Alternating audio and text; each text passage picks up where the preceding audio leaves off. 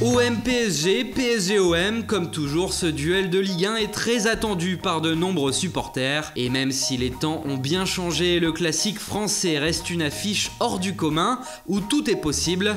Oui, vraiment, tout est possible. On vous propose de faire un bond en arrière et de vous raconter les meilleures anecdotes qui ont fait de ce OM-PSG un vrai classique.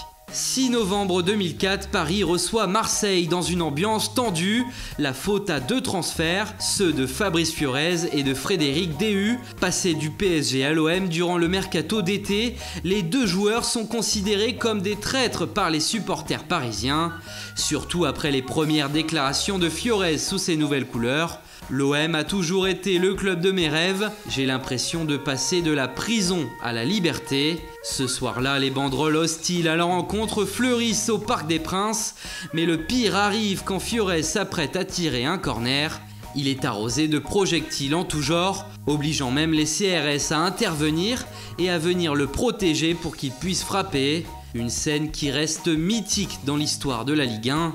Sur le terrain, c'est Sylvain Armand qui se charge de lui régler son compte avec un tacle assassin par derrière, ce qui lui vaudra un carton rouge. 6 mois plus tard, le 16 octobre 2005, à quelques heures du match OM-PSG au Vélodrome, Laurent Fournier se plaint d'une forte odeur dans le vestiaire parisien. Rapidement touché par de sévères maux de tête, Fournier vomit, il y a de l'ammoniac dans le vestiaire.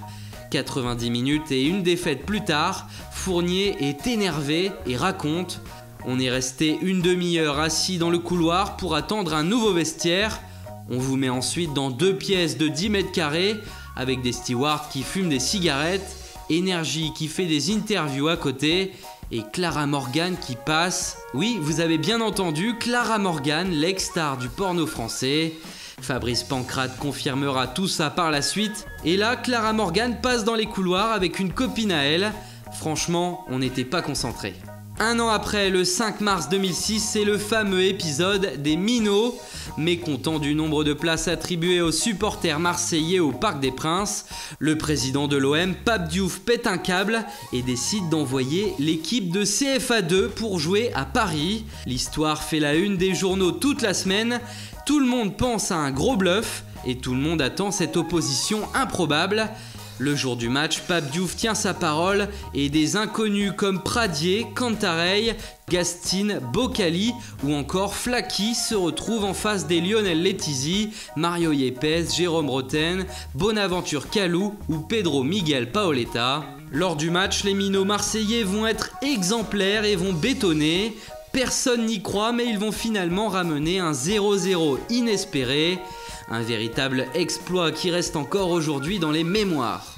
En 2009, le classique OM-PSG est reporté par la Ligue à quelques heures seulement du coup d'envoi. La cause, c'est la grippe A. Le virus a été détecté chez au moins 3 joueurs parisiens.